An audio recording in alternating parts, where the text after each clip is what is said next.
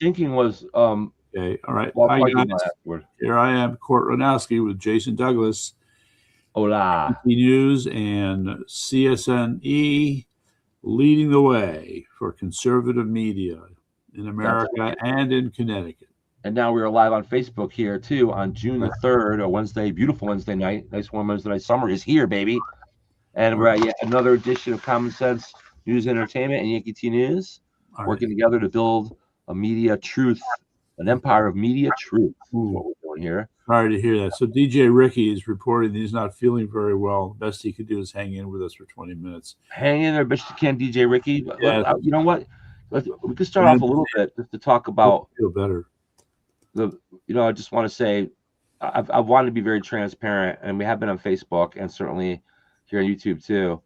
Yeah. About the formation of the news organization and how it's going. Okay. Next week we're having our first CSNE team meeting, and that's exciting. Well, we'll see how that goes. So building the team, baby. All right. So meantime, I mean, just to beat on this point here, as I've explained, if you want to build your objective in its simplest outline is 24/7 broadcasting. That is the ultimate solution. That is where we're going. Okay. We're going 24/7. It's going to start off as a YouTube channel. I did my first YouTube live cast the other day, by the way. It was only about a minute and a half, but first time. Now we found someone. I'm not going to mention who it is yet because it's not official, but who's going to help really put this thing all together in a very professional social engineering way. And also, I owe Eric a lunch, by the way. You owe Eric a lunch? Yeah, he bought me lunch when we did the debate. I'm going to buy him lunch. Oh, okay. You need to bring him aboard for production. He does a great job. Did you see the video he did about George Washington? Of course. That was great. That's what he does. Okay. I know. Well, we want him to help us. Okay. I want him to be part of the team to bring it all to tie it up in a bow and make it look like that. Sick of the corruption, yes. So DJ Ricky's playing sick of the corruption. Well, welcome to the club. I'm thinking of a book titled Corrupticut. You know what the worst part? You know what the cool part about it is? This is the good news for us. Part of corruption? Yeah. Well, no, not the cool part of corruption. It's not the corruption that's cool. The cool thing that's happening is that we're unmasking the corruption. We're forcing them to play their hand, and they're being exposed. That's what's cool. Yeah. Well, just to make the point, is it Reagan Reese? Reagan Reese. Don't ask me who Reagan Reese is. I'm going to plead the fifth. Well, I think it's called Remember That Name. Okay. Because he's been showing up. I mean, he's another one of these guys who's, I think, leaning heavily on X to get his message out, and it's working. He, I think he's part of that WTIC radio station that Sam had worked with. Okay. So Reese on the radio? Yeah, okay. Reese on the radio, same person. Okay.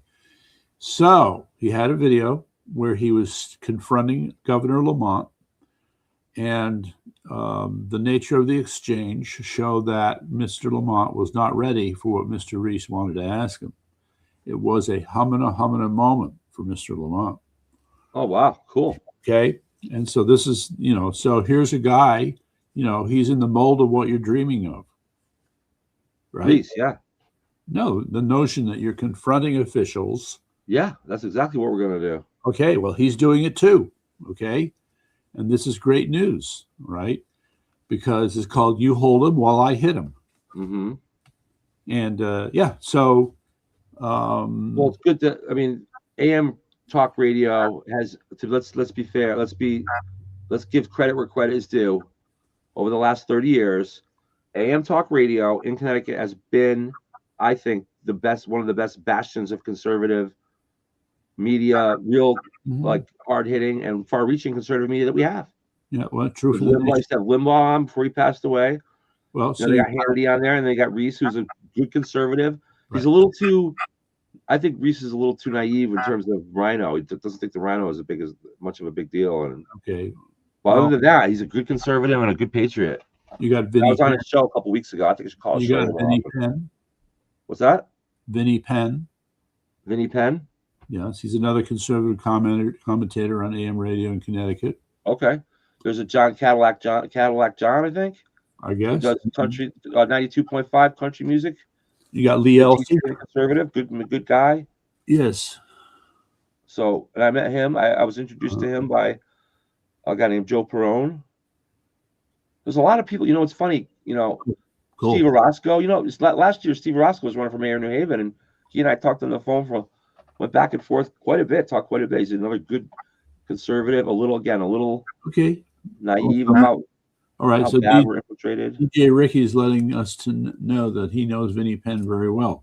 So DJ Ricky, I guess we could say you're part of the AM radio community. Is that a way to think about it? And in ways that are bigger than we realize. If we're fighting over getting an antenna, maybe. Yes, we work together at Radio Tower Park. It sounds like we need to know more about the adventures at Radio Tower Park. And it's curious, well, how come the liberals don't show up? That's something. I worked for Clear Channel. Okay.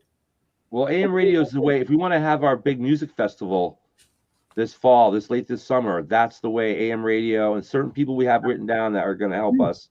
Well, they've done this. You got to have at least 400 or 500 people at an event like that. Yeah. All right. So DJ Ricky. So we still have to.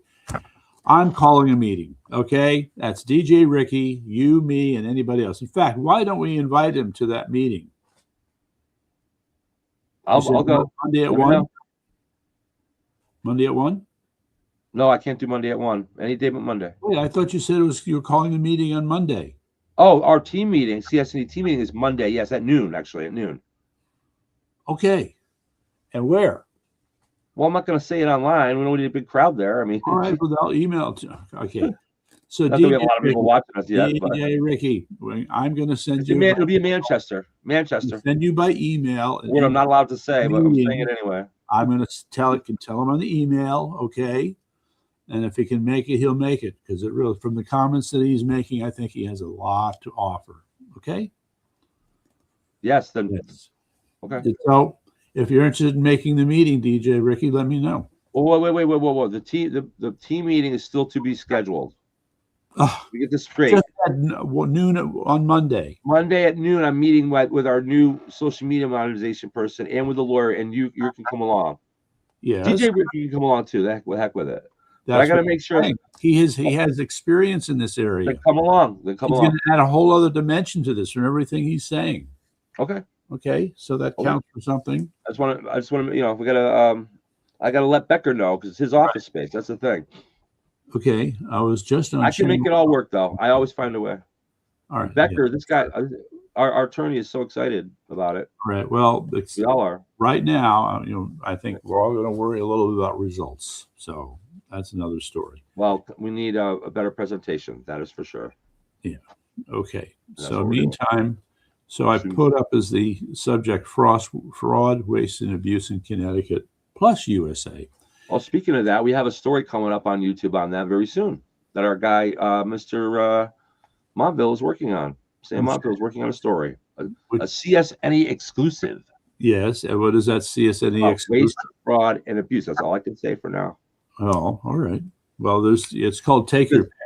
Because at CSNE, we're not going to tell you nothing until we feel confident that it's worth telling you. And if we tell you that we're gonna do. Here's an idea that I have. Tell me what you think. We're gonna have a rating scale. So when we do a story, we come to some kind of a conclusion in the story. We're gonna tell you. We're gonna give you a rating scale about how we feel about the accuracy of the story. Because nobody knows everything 100%. Very rare. Okay. So here's our story, and we rate this at a 95 to 96% capacity of confidence that this is an accurate story. That everything we're saying here is accurate. Or some stories we're like, look at the war in Iran. I know we're going to get to that soon. Yeah. Look at all the things we don't know. So we're going to come up with these things, or what's going on in Iran, or what we feel like is happening. We're going to say, look, this is a 50-60% thing here. We can't tell you that we're 100% confident in this. What we feel, we're using logistics and some evidence, but we can't draw any major conclusions here. So you decide, Okay. Well, meantime, I hope Mr. Montville has been having the following thoughts. 1, gee, I like Nick Shirley. He was on I would Gutfest like last to, night. and then Mr. Montville should say to himself, maybe I should try and do a few things like Nick Shirley, because when I look around in Connecticut, nobody's doing anything. He's out there doing Like it. Let's see what Nick happens. Shirley. Well, we have a guy out there doing that now. Let's see what happens in a few days here. Not doing the Nick Shirley thing. The point How do we know? I think he is doing something out there, actually. We say something. The point I'm trying to make is it's called Medicaid fraud in Connecticut. Who's looking at Medicaid fraud in Connecticut? Nobody. It's a job for Sam. I think he's already on to something. I don't know if it's specifically Medicaid, but he's on to something. I think it's daycare or something related. You understand that this has been the big fraud issue around the nation. I understand Started in Minnesota, hopped to Ohio, dropped a big bomb in California, and now we're beginning to say, wait a second, this seems to be going on all around the country, right? Well, we could talk about it directly with. Let's talk. You should talk about it directly with Sam. We got to look you guys up again. Okay. Well, he's out there doing it. He's out there running the story. Did I get it? He's out there running the story. We got to get Padaro there too. Might as well get him there. All right. Because he's a key factor here. Speaking of which, what has he been doing? What has Robert been doing lately? Say that again? What has Robert been doing lately? What has knowing him? He's out fight. He's dedicated his life to it, so I'm sure he's been busy. That's not my question. What did he? What? All right. When was the last time you talked to him? A week and a half ago, maybe. A week and a half ago. About a week ago, or a week and a half. Yeah. Oh no, wait. I saw him on Memorial Day, so we're looking at a little over a week. Yeah. I saw him at the Memorial Day gathering in Naugatuck, first in person. Okay. And he's still 100% aboard. All right. So I don't see, when did I meet Sam? What day of the week was that? Oh, Lordy Lord. Was that a Saturday? No, I don't think it was a Saturday. Maybe it was a Saturday. No, it wasn't a Saturday. What day was that? It was over a week ago as well. I thought I got his email address here. Doesn't look like I did. All right. So I would like, if you could give me his contact information so we could check in with him on this. Alrighty. All right. And I'll do what I can to work with him and help him. Okay, good. Okay. So anyway, so we have the larger issue here, and that is part one. We had fraud in Minnesota concerning home health care aids. Mm-hmm. Okay. Fraud, what was this? Food for the helpless or whatever it was in Minnesota, which is kind of where the story broke. The daycare centers. I think it's been almost everywhere. It seems to be. And we haven't heard anything in Connecticut. Why? Because no one's done anything about it yet. Which comes back to the point I was just making 2 minutes ago. We're going to do it here at CSNE. Oh, thank you. All right. And the question is whether or not Sam, is even thinking. He's our guy. He could be our pioneer journalist out there doing it for us right now. He better be. This is the test for Sam.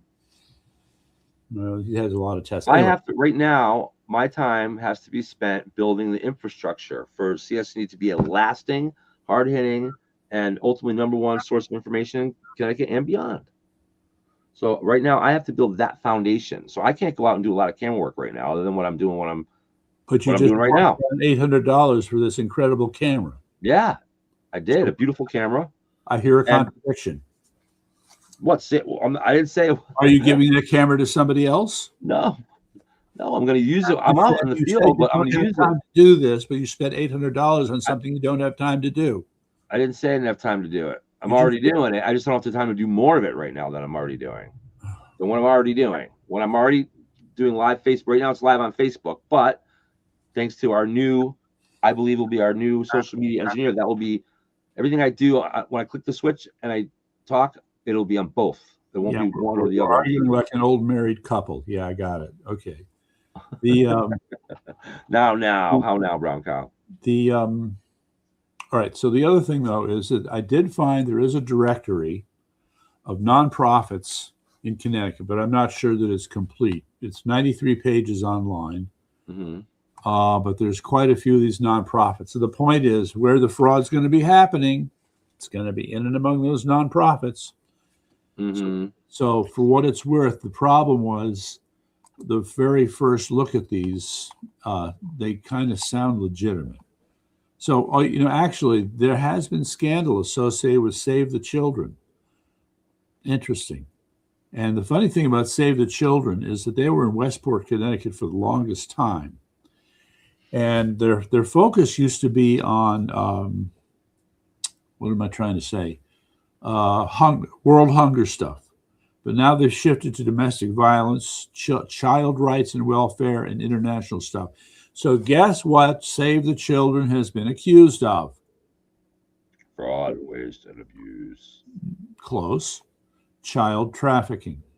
Oh boy, that's worse. That's not close. That's way worse. That's light years worse. All right. So that's one. That's the very first one that I just money. Way different. Okay. So Sandy Hook Promise, child rights and welfare, Mission for Vision, the mission, what do you say, the blind, Keep America Beautiful.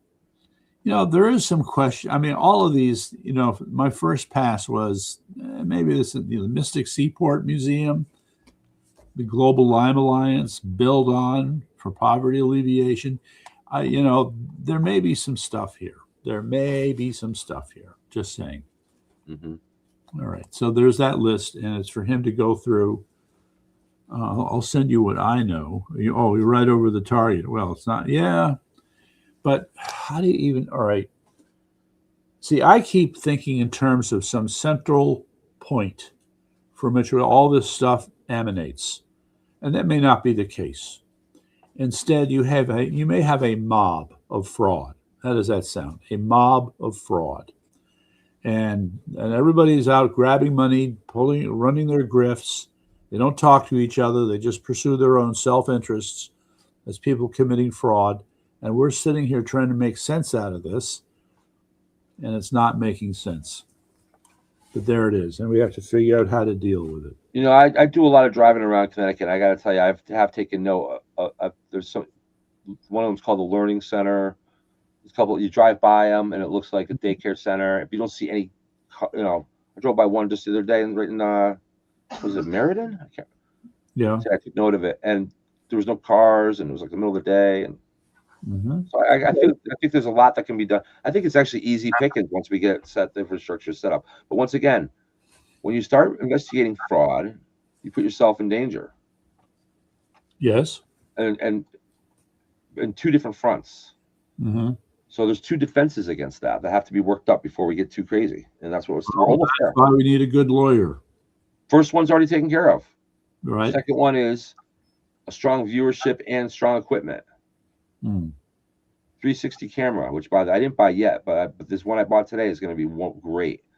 Yeah, Ball versus God. Okay. Yep, there's that too. DJ Ricky would like to remind us that there is a religious component here that not everybody's paying attention to. So that's another point to keep in mind. So anyway, where are we now with this? So we're talking about these nonprofit groups. Mm-hmm. Okay. It's great to be talking about all these people who want to be involved, but I'm looking at this and saying there are objectives. Objectives take time. Mm-hmm. So how are we going to organize in terms of how people use their time to meet those objectives, and how do we make sure that we're on track? Mm-hmm. Okay, just standard stuff. If we're going to talk about infrastructure, there's infrastructure, and the infrastructure has to be operating. It has to be functioning. That is my main focus for this nonprofit. Yeah, but oh man, over the next 6 weeks. All right, good. A budget. We have to talk about a budget. That you and I are going to talk about on Saturday. Yeah, at all. Okay. When I come to see you. Right. Because you are, sir, the chief financial officer of CSNE and our star primetime Yankee T News executive here. My head can only hold so many hats. You know what I mean? You're already doing one, and the other one's just a little math. You're good at math, right? Well, some math. I guess I'm okay with statistics and stuff like that. You don't even need to be great with the math. You're just gotta. You're the ethical. You're the stickler on ethics, like I am. Mm-hmm. You're the one that I can trust to run the money and not do something Right. stupid with it. Yeah, no, I'm in charge. I'm Like only some allowed to campaigns we know about. Yeah. So, just as I mentioned in passing, so I haven't really taken you through all the stuff I do with options trading, have I? With what trading? Options trading. Options trading? Yes. No, but I'm interested in it because I got to build my own portfolio. I don't have much retirement money, so. All right. Well, I'll lay it out. This is what we'll need to spend time on Saturday as well because it's important. I will tell you one thing. For the first time in my life, What? Ever over the last 6 months or so, Mm-hmm. I've experienced the joy of interest. The joy of interest? Yeah, the joy of interest, even at a little bit. Without giving away my precise financials, I'll say just generally speaking, up until recently, any kind of interest income on my part was usually measured in pennies, not dollars. Oh, okay. Well, Okay, we'll leave it at that. All right, I see. Your joy and interest. Oh, as an interest. A little bit of like, hey, oh wow, I made $12 today on interest. Holy cow, All right. Well, that that's counts. cool, Right. Well, when I lay this other stuff out for you, I think your interest will shift. So, yeah. Well, I guess we may not talk about this quite so long, but let me just get this other stuff off my chest because it comes under the fraud heading. Let me start it this way. So I was, as a guy who's involved with the Greater Education Council of Connecticut, all right, we're worried about what's going on in public education and other good stuff. Petrified about it, really. Not just worried. We should be all petrified. Yeah, well, it's a mixed bag. Some towns still do okay, I'm sure, right? Yeah. Well, there's the different parts here. You've got the woke crowd still doing what they can, but at the higher level, we're seeing some pressure that's beginning to move them off of this crap. Most significantly, two things that are important.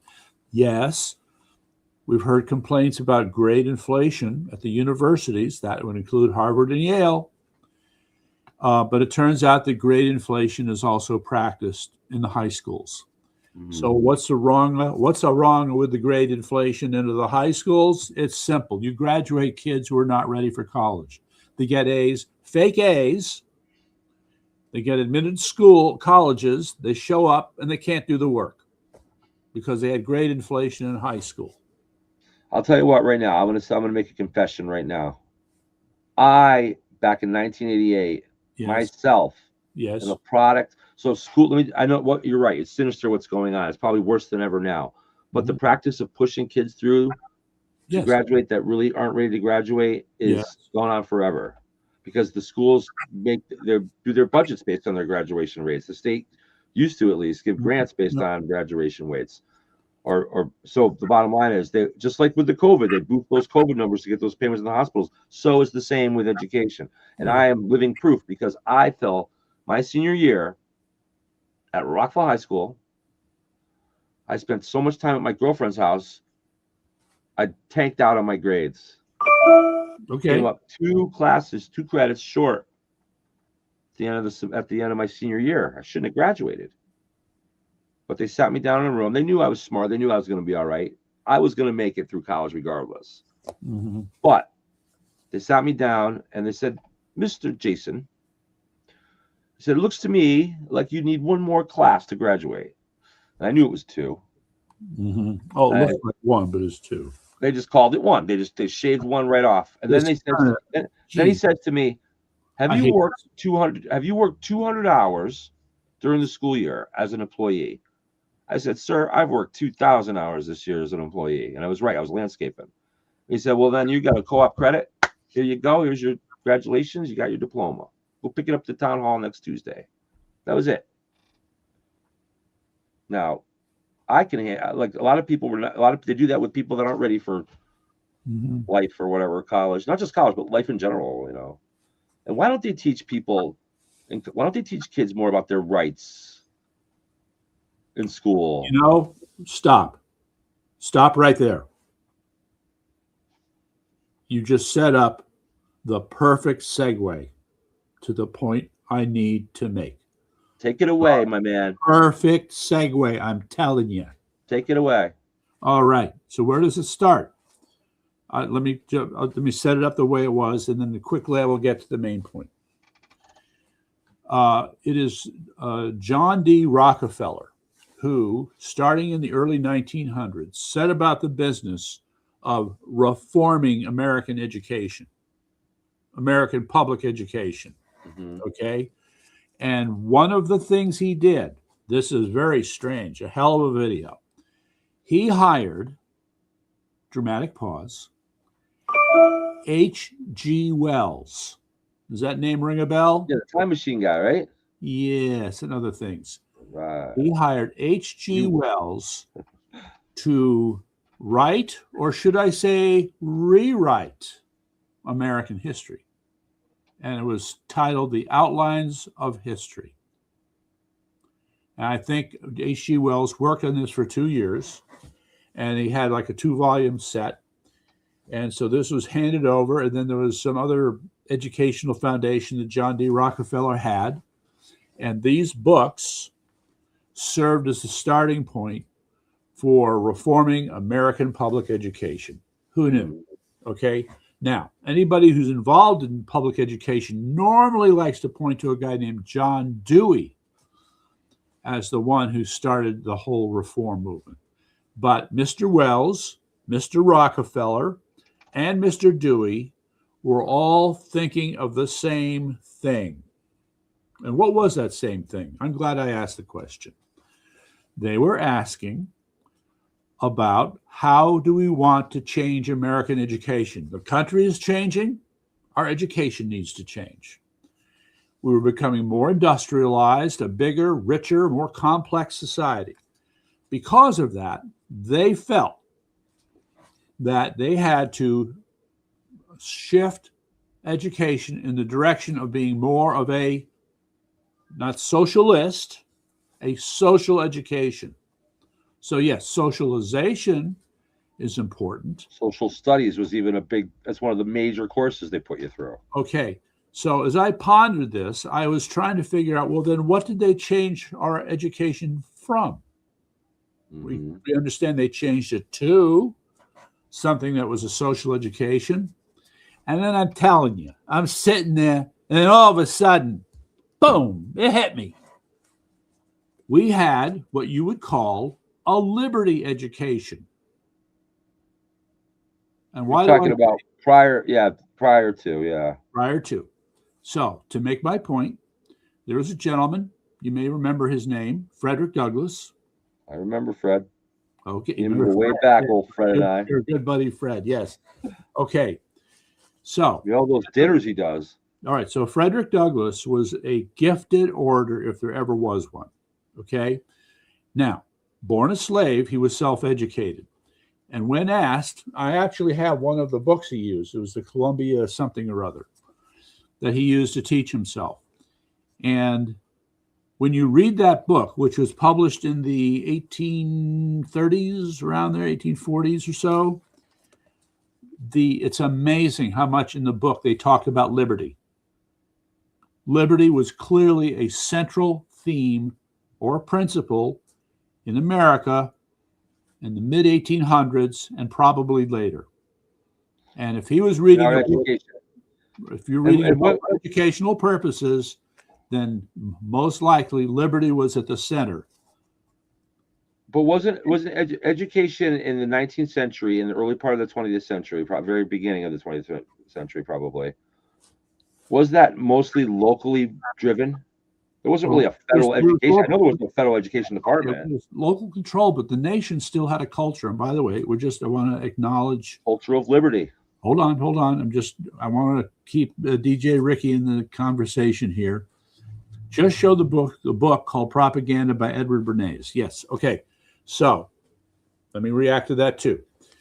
Bernays' book didn't come out until, I think the earliest was the 20s, but it might have been the 30s. And yes, he wants to throw up the other thing. I know. Edward Bernays was a cousin of Sigmund Freud. Just saying, okay, that's in there. But the point, so the book was propaganda, but Mr. Bernays was technically in what was then the advertising business. Mm-hmm. Okay, so the purpose of advertising is to persuade people to buy certain products.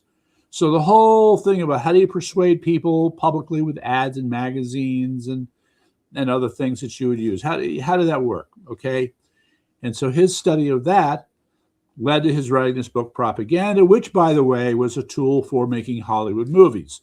And it was Himmler who later thanked Hollywood for teaching him how to do propaganda. All right. Okay. So there's a whole thing there. Yes. So I got that. But where we are is upstream of all of that. Okay. And it becomes an interesting question. If you have all this, so I'm putting out a thread here. So the thread is that public education, if it was a liberty education, it would have also been about your individual rights. Mm-hmm. Your individual rights would have been your responsibilities. Hold on. As a citizen. Ooh, interesting word, citizen. We might have to talk about that later. And just more very interesting word. Just more details about what it means, what the Second Amendment really means. Because a social education would not be concerned with your role as a citizen. A social education would be your role as a member of society or the community. Or a worker. Yes. Okay. Laborer. So there's a place where we could draw a nice firm line. On one side of the line is what we would call a liberty education. It was the early American education. It was Noah Webster and all those guys. And then on the other side of the line, H.G. Wells, John Dewey, and all the other schmoes that came on after them. Okay? So if we're going to fix education in America, that's right. We're going to have to go back to that liberty education that we used so long ago. And eggs in the arm. Eggs in the arm? Are we talking about a vaccination here? Eggs in the arm. There is something about that. Or do you mean alum? I'm being too derivative. All right. So that's the point I wanted to make about public education based upon this video that I saw, which suddenly just crystallized a lot of my thinking. Now, I've been spending a lot of time in education. So that's a lot of crystallization. In order to affect this change, of course, that's a great solution, but we have the same problem we've talked about in the past with our corrupt state boards of education and how the undue state influence over them. All right, so stop thinking negatively. Lack of local control. Stop thinking negatively, please. I'm just pointing out the obstacles. No. I believe we can overcome these things, but we have to be aware of them. No. Think positively. Your comment should be more along the following lines than what you just said. We have a burgeoning homeschooling community that is beginning to redefine how education gets done. Lamont and the legislature are trying to squash it, but we're going to fight to feed it, to grow it. All right, I want to talk numbers. Yes. Out of a typical 100 kids, random 100 kids in Connecticut country town, and then also can run 100 kids in a city. How many of those kids are being homeschooled now? It's percentage? Hard to say. It's hard to say, but probably still 2%. No. It's definitely growing. That is probably based upon my analysis of the numbers, somewhere in the vicinity of 8 to 10%. Okay, that's better. But the point is, it's growing. Okay, you want to see it at 30%. Enrollments in the public schools are going down. Enrollment in homeschooling is going up. Because when you enroll in a public school, they should really no longer call it a school. It's a public. What do you want to call it? Meat grinder, a churning, a public indoctrination, a public. Yes, indoctrination, a propaganda mill. A public propaganda mill, a public political propaganda mill. Okay, so it's not. You have to be clear. Don't cloud your mind with your criticism. Okay, you have to look at it clearly.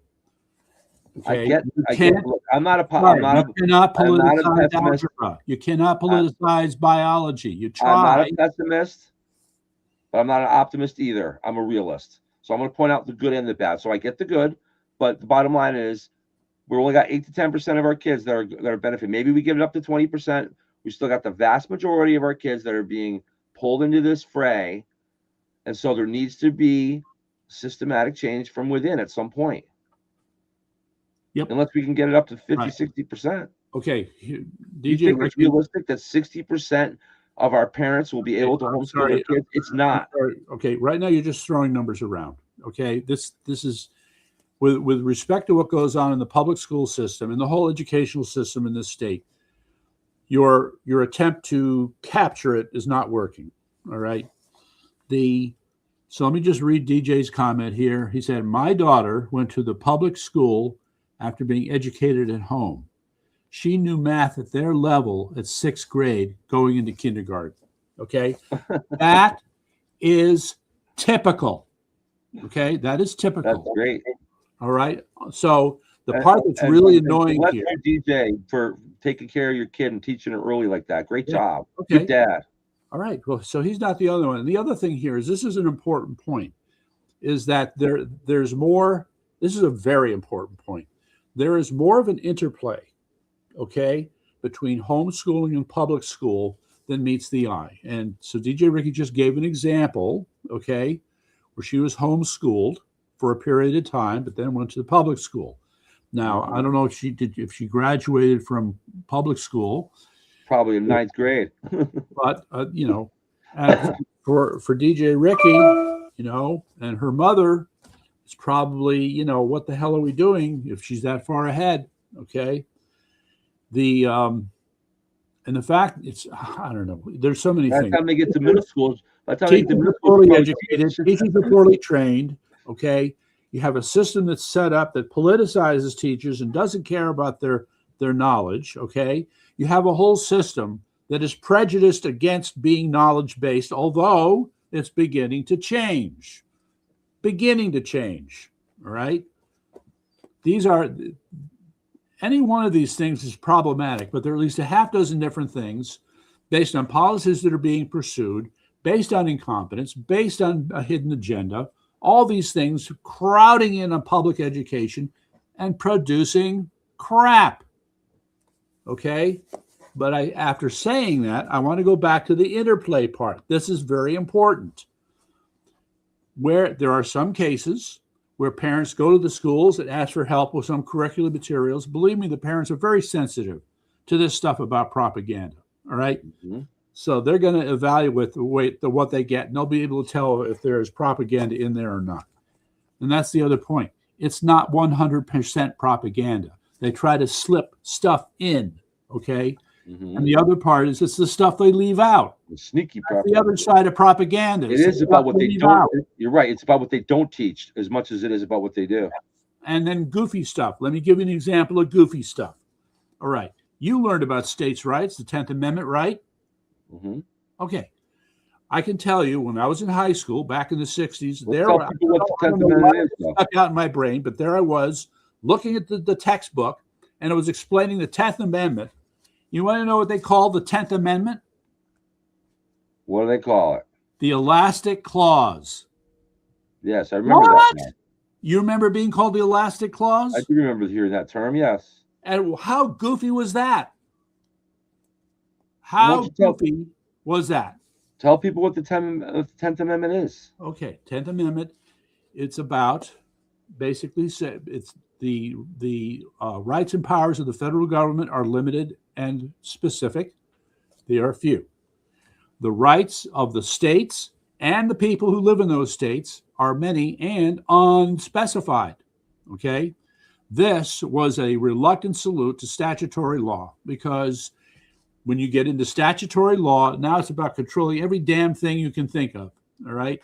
Mm-hmm. So the issue of controlling every damn thing you can think of should be limited to the states. And the federal government, we know what they have rights over. Okay, money, setting up a standing army, protecting our borders. Okay, right. Whatever's not specified. The economy. Okay, the basics. basically, so whatever is not specified for the federal government is reserved to the states. Different ways of saying the same thing. Yes. Right. Yes. Okay. All right. That's the 10th Amendment. So we've got examples here where they goof up things that are supposed to be taught, leave other things out that should include, and then try to slip in things that don't belong. All right. Let's see what says. My daughter came out of the brainwashing just fine because she knew what was going on. She's now, I love it. That's actually really smart. If you really think about it, that's really smart. You homeschool your kid through like the first sixth, 7th grade, and then you send them into the public school to like help fix the kids that are messed up in public school. Yeah. For example, but help counteract the indoctrination. Okay. This is fabulous. So now she's running a $1 billion business. Well, we'd like to know what that billion. There are not a lot of $1 billion businesses unless tell her we're looking for advertisers. We're ready to do some advertising. Right. Nothing to do with public school. Okay. Thank goodness. I'm not a fan. Yeah, I mean, there's a part of me that wants to be able to spend all my time on that, just in the education issue. We get dragged in here with this thing. Okay, we've got all this stuff. The point I want to make, and you're picking up on it, is that the interchange is one part. So as you're suggesting, get homeschooled first, then go to public school. But also when the parents are still homeschooling, the public school system has a role to play in providing various, quote, materials and other support, when we can, as soon as we can.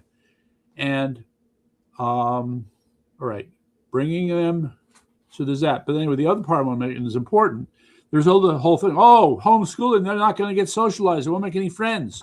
Okay, but there's some schools that let homeschool kids join the clubs, play on the teams. Mm-hmm. That's good. All right. We just elect not to have them sit in your propaganda mill. All right. Yeah, that's the one where we want to opt out. Whether it's teaching them about gayness and transgenderism or CRT and DEI stuff, we opt out. Thank you very much. Mm-hmm. In the meantime, though, we're still paying for it. With property taxes, we're still paying for it, even though we've opted out of it. Yeah. Okay. So, I wonder how many, that's another number I'd like to know. How many kids have actually opted out of that versus parents are, no, son, you're going to go learn about those transgenders. Okay. Come on. Here, let's get, all right. I'm going to do a little quick. Seriously, I want to know. I'd like to know how much damage is being done. Hold on. Give me a minute here. What percentage of kids opt out of that? Hopefully like 95%. Right. How many children in the Connecticut school system? All right, that's private and parochial as well as public. So let's see what they tell us. You're not being very helpful. We probably don't have the best data on that, my guess. Well, we'll see here. If I had a little more time, so maybe they'll give it here. Let's see. Loading the data. Come on, lay it on us here. I like to think that a certain percentage of the kids that are going through that are like not buying into it. Okay, so I think some. Well, part one, probably 2/3 too. All right, so this I don't know. It gets complicated. All right, but let me just tell you. The first part is that from 2016 to 2025. The student population has declined from 539,000 to 498,000. Oh, that's cool. That is a significant drop. All right, that's a total. Some of that is people leaving Connecticut, and some of that must be increase in homeschooling. No, this is total attendance. Well, let's see. It's got to be both. Got to be a factor. All students. Yeah, it's weird what they are and are not measuring. This is all right. So all you can do is go with the top number. The rest is not going to be very helpful. But I will tell you that in 2023, roughly, the number was around 45,000 students who were being homeschooled. 2023. 2023. And do we know what that number is now? Yeah, well, because they fuck with the data. Okay, they don't give you straight answers. 45,000 is not a big number, I don't think. Excuse me. We have over 500,000 kids. I mean, I guess that's a decent number, but all right, it's the rate of growth that you need to be talking about. so how many homeschool kids do we have in So let's go back. 2015? All right, so let's see. I'm going to try this as another thing. I don't have a lot of confidence in this, but how many children were being homeschooled in Connecticut? Just pick a year, 20, before the COVID. Hold on, in 2019. All right. 2019 is a good one. Yes, exactly. No, you see here, this is what gets you started here. Okay. Messed up data. Yeah. Well, and and this is the thing. All right. What's the? Or hold on. There's more to say about this, but look, let me read it to you. Okay, ready? Hold on. I'm ready. Approximately 7,000 students were homeschooled in Connecticut in 2019. Okay, so that's good. It's got a 45,000. That's significant. That's a big, rapid growth because what happened? What happened? The kids had to stay home. COVID. Do the Zoom calls for lessons. And then the parents saw what was really being taught, and they hit the roof. They were done. They're out. Okay. But here's the problem. And I'm not one to decry economic circumstances, but most parents, again, because of the earlier assault on the family back in the 60s and 70s, where we went from one-income families to two-income families, it is now very difficult for most parents to homeschool their kids. Right. Still, and part of our job is to make that easier. There are pop-up academies. It gets more complicated. I mean, you're grabbing onto one small idea, and you're not looking at the bigger picture, Mr. Big Picture. That's a pretty big picture idea. The idea that so many kids have two income families. No, hold on. All right, good call on that, Jason. People leaving Connecticut, says DJ Ricky, and then what was the other thing he said? The numbers are wrong, Court. It's higher than the net tells you. Which part? That's probably true. So, yeah, well, that's all right. But then look, are we talking about 15%, 20%? That said, it's enough to make them nervous because they're trying to squash it. All right. So part of it is that the public school districts, of course, are embarrassed by the fact that their enrollments are going down. You have a case in Milford, Connecticut, where the Board of Education had to meet and discuss the closing of not one, but two of their schools because the student population has gotten small. The problem, though, is you can't separate out lower birth rates, okay, which is a big problem. It is. From kids leaving the schools for homeschooling or other purposes. One of the other beneficiaries, for example, in our area, there are two places called Our Lady of Mercy and Xavier High School. Great schools, okay, for high school. And parents have been taking them out of the public schools and putting them in there, okay? Those are two examples of parochial education. Mm-hmm. And what you're left with is, in the olden days when I was in high school, parochial schools are thought of as inferior. Now they're thought of as superior. Do they teach your liberties in parochial school? I think that they're better. Probably. Okay, it's not perfect. Okay, it is not perfect, but it's better. That's all I can say about it. It's a lot better. Yeah. All right, but so the issue here is, so you have this peculiar environment that's appearing here. These pop-up academies for teaching, for homeschooling. So it's not just, a parent teaching a kid at school. That's good. Getting groups together. And, and they're this to the public school system. And we should get hopefully there's nonprofit organizations that go around this and get donations and help kids that can't afford to go to these schools, because I know it's not free. Huh? Group home education still costs money. I mean. Okay. Right? Does it not? These are parents who have children. Yeah. Who decide to get together. Yeah. All right. And so however expenses are worked out, it's worked out among themselves. Mm-hmm. Right. And in the meantime, he can't help himself. What are your thoughts on Israel and the USA combining militaries in 2027? Let's be clear on this. I'm just thinking about lower income families that have very little maneuverability when it comes to homeschooling. That's what I'm thinking about here. Okay. Okay. All right. Am I wrong? Is it from this? the poorer class of Americans whose kids cannot escape the public school system. Yes. That's where these rioters, these crazy teenagers are coming from. Stuck. They have to stay. That's it. It's not a question whether they can't afford it. They end up staying. They stay in the public schools. Yes. And they get taught a bunch of crap, anti-American crap, and then they go out and they take over streets and beaches. Well, I'm not so sure. That needs to be fixed, Court. That needs to be fixed. You're assuming that they can't think for themselves. A lot of them cannot think for themselves. Is limited up to a point. Look, we had a meeting. Education Council had a meeting with two students, one who just graduated and the other who's homeschooling, brother and sister. And believe me, both of them get it. Both of them see the propaganda, okay? That doesn't go for everybody. Not everybody's independent thinker. So what are the numbers? Where are the, you keep everything, this, that, where are the numbers then? We should do a whole show about the teenage takeovers that have really been a major problem around the country.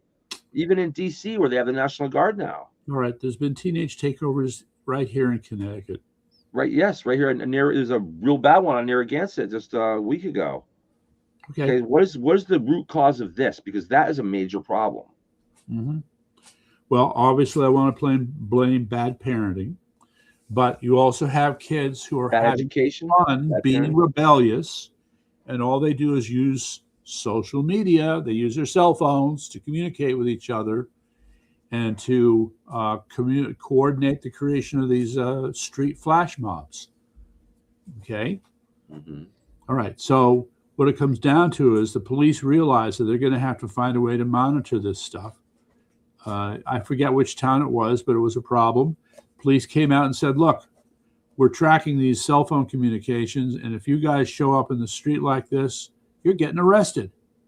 And that solved the problem. Okay, that solved the problem. Meantime, here, let me go back to G.J. Ricky. It also comes down to what happens when they get arrested, too. A lot of times they get let off, they get a little slap on the wrist, fine, nothing, right back out on the street. Getting the fact that they got arrested doesn't mean they're out of the play. Okay, there may be some laughing, but as a teenager, they may get the message that it could be worse.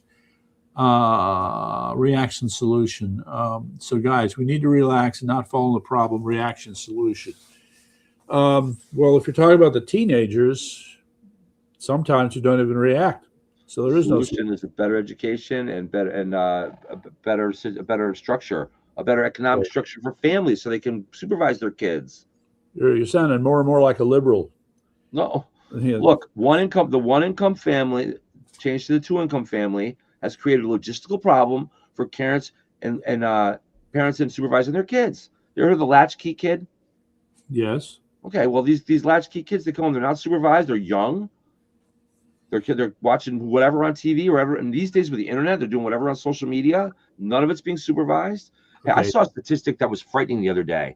Yeah. 60% of 6-year-olds have unsupervised access to the internet today in America.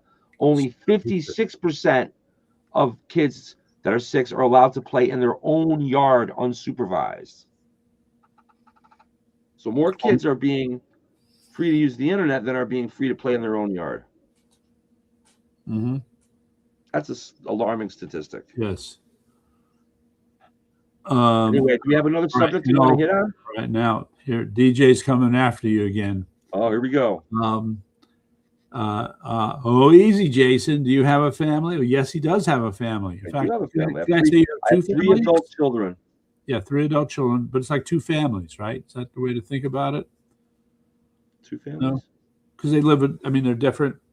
No? All right. Maybe I was misunderstanding. The short answer is yes, he has a family. Yes. I've raised 3 great kids. Yeah, there you go. And they were allowed to play in their yard on their own, and none of them looked at the internet unsupervised until they were a lot older than 6. Yeah. A lot older. Right. Well, I guess you could say this is where parents are just simply. Well, my son and my youngest son and my daughter got cell phones at a pretty young age, younger than I would have liked. But their mother overrode me. There's nothing I could do. Yeah. But I will say all 3 are well. Yes. Adjusted, good, strong patriots, I believe. Right. Okay, and they're not the only ones. So do you have another subject you want to hit on before we run out of time? We got we're at Mark 54 here. So the run of time. one other point I want to make. So two parts. Okay. Even if we're not in control, the ability to put pressure on these cretins who are in our public school system counts for something. Yes, or I agree. Example. Continued. Can I say the word continued? Continued pressure. Not okay. In the Guilford public school system, there is a wackadoodle woman who wears rainbow hair, who is avowedly a lesbian, and she wanted to start an LGBTQ club in the Guilford public high school system. That's insane. Okay. Nobody showed up. That's good. Okay. Because the kids who were gay were looking at her like, are you kidding me? Yeah. All right. We're not that stupid. We're not that stupid, right? There was a time when it was just like you're gay or you're not gay. Like this transgender thing wasn't really much of a thing. Well, it is now. You're gay, you're not gay. There were some, but it was very. Right. So back in the 70s and 60s, guys would dress up as cross-dress and dance for fun. It was nobody thought of anything of it. It's not the same thing. I know it's not the same thing today. That's my point. It's been turned into a political weapon, but weaponized. Okay, hold on. But here's the story. The school superintendent, who is himself a flaming liberal, Dr. Paul Freeman, was seen in the parking lot arguing with the rainbow hair-colored woman. Now it sounds like another book. He was telling her that she had to dial it back. And she was having none of it. Okay? Mm-hmm. The superintendent understood that this whole LGBTQ thing was not being well received. Mm-hmm. And he knew that it's going to create more aggravation, more pressure, more crap that he had to deal with if she was going to be so flagrant, so loud, so obvious. So he was telling her to dial it back. Mm-hmm. She refused. So it became a nasty fight right in the middle of the parking lot, and there were people there to watch it. And what was the result? Well, if they weren't showing up at her club meeting, what is there? Will she go there by herself once a week and nobody's there? I think even if she was complaining, she realized that she had to be maybe a little bit quieter, not quite so annoying. Yeah, okay. All right. Okay. Well, that counts for something. So, yes. But the point is, it's an example of where putting pressure on them counts for something, even if they are, quote, in power. Continued pressure, I would add. And continued pressure. Yes, that's right. So, so we just use that as sort of a model. Anyway, let's just take these few minutes now to talk yet again, trying to come up with another update on Iran. All right. Another update on Iran. All right. What I've been saying. I brought it up before and bring it up again. Certainly, there are two parts to this. The whole thing with the negotiations and how it's being handled, with Trump blowing hot and cold in the same breath, okay? With Iran saying one thing and doing another, okay? And also, so the president of Iran had offered his resignation. He was complaining that IRGC was taking over. Mm-hmm. And the IRGC refused to accept his resignation. So now they're going to force him to stick around. How like the military, right?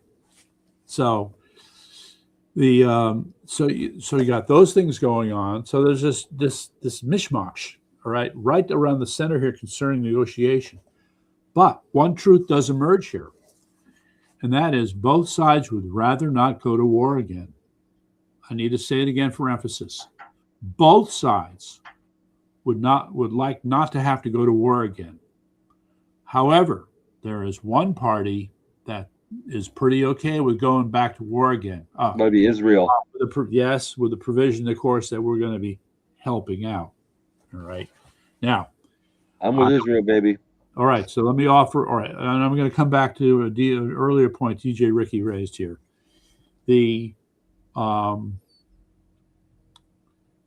phone call where it was said that President Trump was shouting at Netanyahu because of the over-the-top attacks on Hezbollah in southern Lebanon.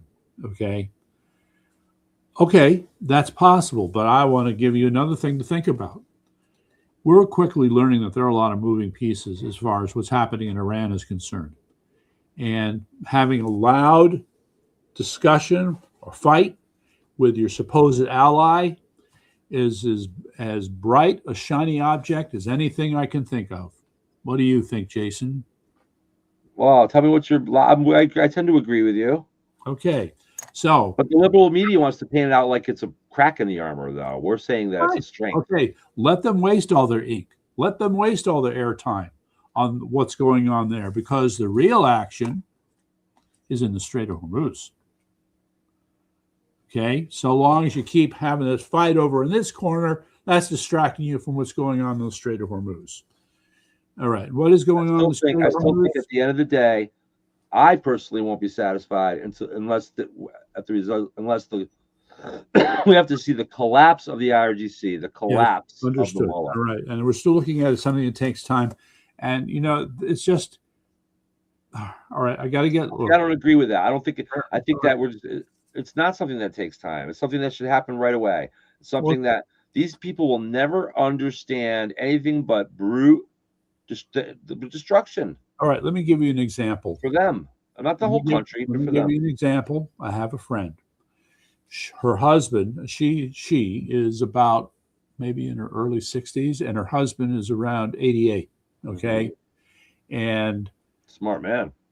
Smart. Well, yeah. Well, but he's barely holding on as it is. Okay. Oh, wow. And the house has been in arrears on the mortgage for a long time. Okay. Properly speaking, they should have been kicked out a long time ago. Okay. But they're still there. Because somebody is a morally person who is. Well, it was all about negotiation. All right. Okay. They were negotiated a way to stay there. All right. Well, you can have Iran, the regime, negotiate a way to stay there. All right. They don't want to go. If they can keep doing a dance where they can stay in power for another 6 months, they'll do that dance. That's exactly the point. When you said a minute ago, you just said that, this kind of thing takes time. And my answer to that is time is all that Iran wants. Right. That's what Iran wants, is time. And so if we're just going to sit back and say, it's just going to take time, then Iran's going, yes, my friends. Okay. Yes, right. It's going to take time. Right. All the time they need to secretly build some crap. Say that. Yes, you say that. Maybe they're plotting to take down Chicago. Without incorporating what else is going on. Did they really think that time is on their side? When you have a resistance moving building in the background, do you really think time is on your side and you're not getting any money from your oil? Do you really think time is on your side when America is building up its munitions as well? Is there a resistance building in Iran, though? Yes, there is. In fact, I didn't get to tell you. So there was a video that came out. It was a guy wearing a black mask, changed voice. He said that he is a former member of Artesh, who has joined the resistance. Oh, good. Well, this is a call on all the good people of the world, especially in the Middle East, to come together and, for hook, book, or crook, take down this IRGC, whether it's inside or outside, with the help of the Central Commission, CENTCOM, and enough is enough. All right. Meantime, I need to shift, because it's important. I need to shift to a point here that DJ Ricky brought up earlier. Okay, we'll conclude with that. What's up? All right. Are you aware that there's discussion of American troops setting up a base in Israel? Well, no, I'm not aware of that. But I thought we had a presence there. We don't have a base there. We have bases in Saudi Arabia and other places. Well, that's interesting. Okay, so he's asking what are your thoughts on Israel and USA combining militaries in 2027? Right now, I don't like it. All right, combining militaries. What? Are you talking about combining militaries? No, but if you're talking about fighting together like we did in World War II with our allies, I'm okay with that. Okay, well, I mean, I don't know. So combining militaries is a whole other discussion in That my doesn't mind. sound like a very good idea. Who is going to take orders from who? What's the Make Israel the 51st state. order and whatever this combined military is? Israel, the What 51st are they state. going to use? What? Israel, the 51st state. Yeah, there's a thought. You never know. So, Hey, I like it. Well, I'll tell you, if Israel becomes the 51st state, that's going to be the weirdest state we ever took on. It's different, but they believe in democracy. They believe in how many Arabs? Do you know how many Israeli Arabs live in Japan in Iran? How many Arab Israelis live in Israel? Oh, there's probably 1 million or more. I think it's closer to 2 million. Yeah. Okay. That's a very all right. So look, what was the original purpose of Israel? To be a Jewish state. Yes. To be a Jewish state, it assumes they have a Jewish majority. Mm-hmm. Population, what is it, 6 million? But of 2 of those 6 million are There's a lot more than 6 million people living in Israel, isn't there? That's it. See, population of Israel. Hold on. Might be 8 million, but not much more. It's a small country. It's also a very densely populated area. There's a lot of desert. All right, I stand corrected. All right, so here you go though. So it's 10.3 million as of 2026. Not bad, more than say. It's a similar trend with the population being 78% Jewish and 21% Arab. I say that's a decent majority. Okay, well, it's a decent majority, but 21%, there's a rule of thumb that says when you break the 20% mark in your population, that 20% alters the character of the rest of the population. Well, it makes sense. I mean, it has a different look and feel. To be fair, that whole area is also a sort of very historically significant for Islam as well. Well, yes. Scummy as they are. So they probably have some Muslims. All right, that's another question. How many Muslims live in Israel? How many Muslims live in Israel? How many Muslims live in Israel? Okay. Oh, you're going to love it. Okay, 1.6 million Muslims live in Israel, making up 18% of the total population. How do you like them apples? Okay. Well, with that, I'm ready to check out. You got anything you want to say real quick before we snuff out for the night? You got to eat and go to bed. So we talked about the education. We talked about this thing. We talked about Iran. Oh, yeah. You do? Okay.